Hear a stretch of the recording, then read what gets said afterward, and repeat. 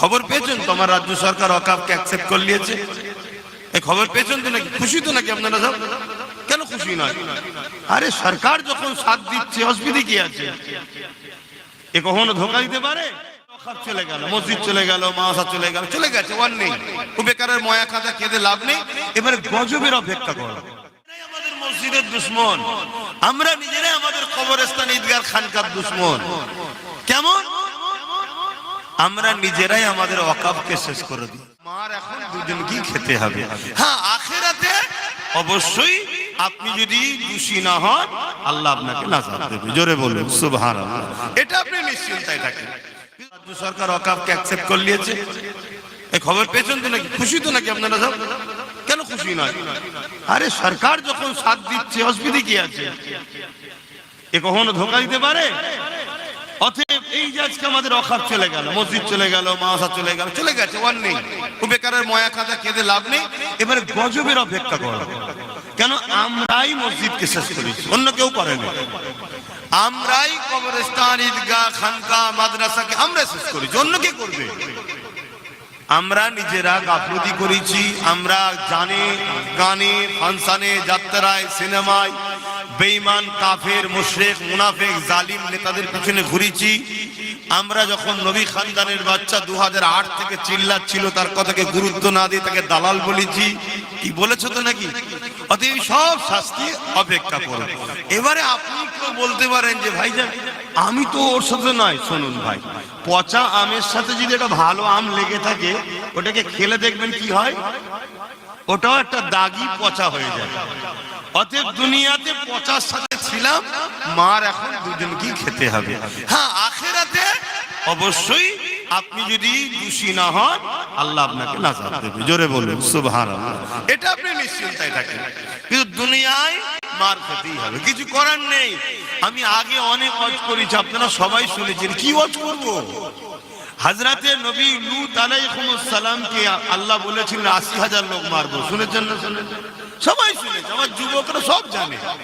আর এখানে বসে শুধু ওয়াজ শুনছে নাকি? এই যে এতগুলোর মাধ্যমে এক একজনের এতে কারো ৫,০০০, কারো ৬,০০০, কারো ১০,০০০, কারো ১৫,০০০, বিভিন্ন লোক একভাবে দেখছে। আবার এটা এক মাস কি একদিন দুদিন চলে যাওয়ার পরে কারো ১ লাখ, কারো ১.৫ লাখ, কারো ২ লাখ, কারো ১০ লাখ লোক দেখা হয়ে যাবে। তাহলে কোটি কোটি লোক আর শুনছে, কিন্তু শুনে হচ্ছেটা কি? শুনে হচ্ছেটা কি? যাক, তারপরও আসি, কমসে কম দরুদ শরীফ পড়লো, সুবহানাল্লাহ বলতো, আল্লাহ আকবার বলছে তো। এইটুকু হচ্ছে, যদি না আসা হয় এটা হয়তো বন্ধ হয়ে যাবে, এটাও হয়তো বন্ধ হয়ে যাবে।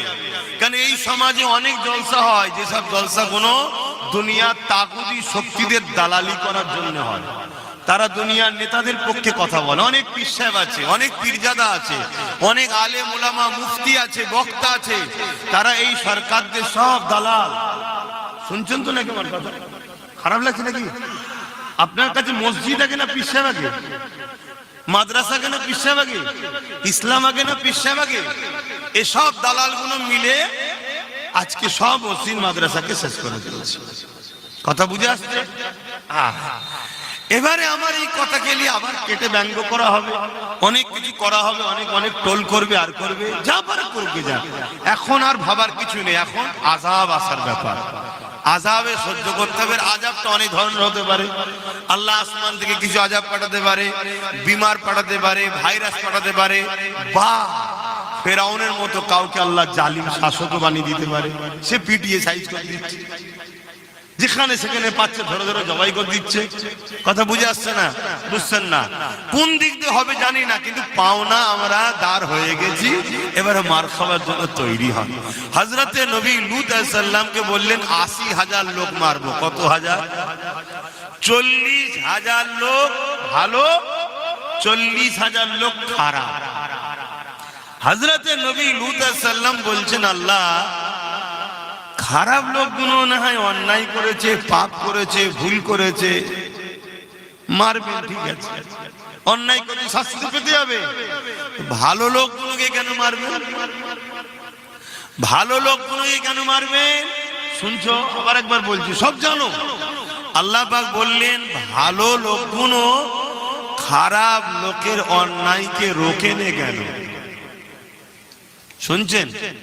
খারাপ লোকের অন্যায়গুলোকে রোকেনে কেন? আমাদের তো আল্লাহ কাজ দিয়েছে, অন্যায় দেখলে রুখতে হবে আর ন্যায়কে প্রতিষ্ঠিত করতে হবে। এটা কাজ তো নাকি? কে দিয়েছে? আল্লাহ। আমার দেশে আমাদের ট্যাক্সের টাকাতে পুলিশের মাইনে চলে, তাই তো নাকি? পুলিশের কাজ কি? চোর ধরা, চোরকে রুকা, দুর্নীতি না হয়, জুলুম না হয়, খুন না হয়, ফিতনা না হয়, এই তো নাকি? যদি কোনো প্রশাসন না করে তাহলে মাইনে পাবে না। কিন্তু আপনি বলবেন এখন তো মাইনে পাচ্ছে। এখন মাইনে পাচ্ছে কেন? সবচেয়ে বড় চোর দুর্নীতি নেতারা, এই জন্য এরা মাইনে পায়। আর এ পুলিশ বন্ধুরাও দেখে নিয়েছে আমরা এখন দুর্নীতিবাজদের, চোরেদের যদি সাথ না দিই তাহলে আমাদেরও চলবে না। ওই জন্য তালে তাল মিলিয়ে দিয়েছে। বেচারীদের দোষ নেই, দোষ আমাদের, দোষ আমাদের। কিন্তু আমি যেটা বুঝাতে চাইছি, আমার দেশের বর্ডারে সেনাবাহিনী আছে না? না, ওনাদের মাইনে কারা দেয়? আমরা দিই, জনগণ ট্যাক্সের টাকা থেকে দিই। হয়তো কাউকে জিম্মাদার দায়িত্ব আছে, সে দেয়, কিন্তু টাকাটা মূলত জনগণের, ভারতবর্ষের টাকা, ভারতবাসীর টাকা। কি জন্য দেওয়া হয়? যাতে আমার দেশের উপরে বিদেশি কোনো শক্তি হামলা না করে, আমার দেশের কোনো ক্ষতি না হয়। এখন যদি সেই কাজ না করে তাহলে তাকে কি মাইনে দেওয়া হবে? তাহলে এই যদি দেশের নিজাম হয়, আইন হয়, তা আমার আল্লাহ যিনি আমাদেরকে বানিয়েছেন, দুটো হাত দিয়েছেন, দুটো চোখ দিয়েছেন, দুটো কান দিয়েছেন, দুটো পা দিয়েছেন, দুটো কিডনি দিয়েছেন, আল্লাহ আমাদের খাওয়াচ্ছেন, বাঁচিয়ে রেখেছেন, জমিন দিয়েছেন, আসমান দিয়েছেন, সবকিছু একা একা ভালো লাগবে না। স্ত্রী দিয়েছে, আবার সন্তান দিয়েছে, পরিবার দিয়েছে, বাপ মা দিয়েছে। সেই আল্লাহ আমাদেরকেও দুটো কাজ দিয়েছে। একটা হলো আমার জমিনের উপরে অন্যায় যে করবে রোকো, আর দ্বিতীয় কাজ হলো আমার জমিনে তোমরা ন্যায়কে প্রতিষ্ঠিত করো। ন্যায় কি? মা আতাকুমুর রাসূল ফাখুযুহু ওয়া মা নাহাকুম আনহু ফান্তাহু। আমার রাসূল যেটা আদেশ করেছে ওটাকে মানো আর মানাও, প্রতিষ্ঠিত করো, ছড়াও। আর নবী যেটা নিষেধ করেছে ছাড়ো, ও যদি কেউ করে রুখে দাও। এটা আমাদের কাজ। কে দিয়েছে? জোরে বলুন, আল্লাহ। এখন আল্লাহর কাজ করতে গিয়ে বলছেন সরকার নারাজ।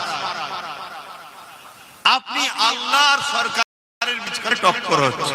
আপনি দেখছেন আল্লাহর কাজ করতে গেলে সরকার নারাজ হয়ে যাচ্ছে। এখন আপনি বলছেন আল্লাহর কাজ থাক, ও পরকালের ব্যাপার, তো সরকারকে নারাজ করা যাবে না। তাহলে বলুন আল্লাহ আপনাকে ওই সরকারের হাতে মিটাতে পারে না? পারে না। তার প্রমাণ আজকে দেখছেন। কি প্রমাণ হচ্ছে? না হচ্ছে। এটাই তো আল্লাহ সূরা বাকারাতে বলেছে। সূরা আবার এই কথা যখন বলবো, আবার একদল মুসলমান আছে বলবো উনি রাজনীতি করছে। এটা রাজনীতি হচ্ছে কি? হ্যাঁ কি না বলুন, রাজনীতি হচ্ছে। আল্লাহ দ্বীনের ক্ষতি হচ্ছে। যারা ক্ষতি করছে তাদের বিরুদ্ধে বলে দ্বীনকে বাঁচানো, এটা তোমাদের দায়িত্ব।